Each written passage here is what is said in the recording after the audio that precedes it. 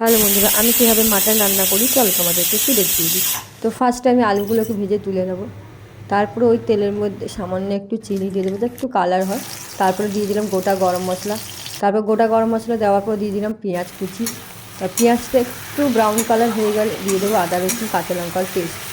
এটাকে ভালো করে মিক্স করে নেড়ে চেড়ে ভালো করে আদা রসুনের কাঁচা গন্ধটা চলে যাওয়া অবধি অপেক্ষা করবো। তারপরে ভালো করে ভাজা হয়ে গেলে একে একে গুঁড়ো গরম মশলা যা যা দেওয়া দিতে হয় সেগুলো দিয়ে দেবো।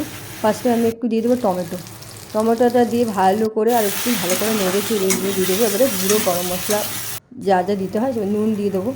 নুন দিয়ে দেওয়ার পর দিয়ে দেবো গুঁড়ো ধনে গুঁড়ো, জিরে গুঁড়ো, কাশ্মীরি মির্চি, হলুদ গুঁড়ো। আর যেহেতু আমি কাঁচা লঙ্কার করছি সেই জন্য লাল লঙ্কার গুঁড়োটা দিচ্ছি না।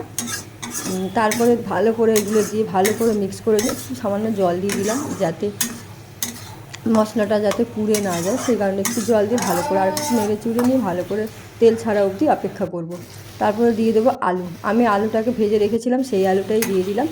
যেহেতু আমি আগে আলু দিলাম কারণ হচ্ছে আমার মাটনটা, আমি আমাদেরকে বলতে ভুলে গেলাম যে মাটনটা আমি নুন আর হলুদ দিয়ে আগে প্রেসারে সিটি মেরে রেখেছি, সেই জন্য মাটনটা তো অলরেডি একটু সেদ্ধ হয়ে আছে, তো সেই কারণে একটু আলুটাকে সেদ্ধ করার জন্য তো আমি এই জন্য আলুটা আগে দিয়ে দিলাম। তারপরে দিয়ে দিলাম সেদ্ধ করে রাখা মাটন।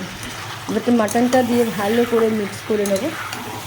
মিক্স করে নেওয়ার পর ভালো করে নেড়ে নিড়ে ঢাকা দিয়ে দিয়ে মাংসটাকে কষাবো।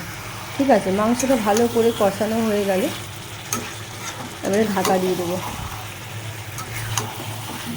এরকমভাবে ভালো করে মাংসটাকে নেড়ে চিড়ে বারবার নাড়াচাড়া করতে হবে। নাড়াচাড়া করে করে ঢাকা দিয়ে দিয়ে বারবার মাংসটাকে কষিয়ে তারপরে কিন্তু রান্না করতে হবে।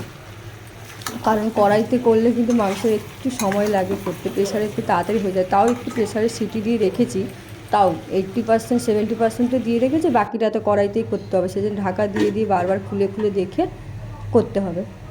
একটু সময় লাগে, কিছু করার নেই।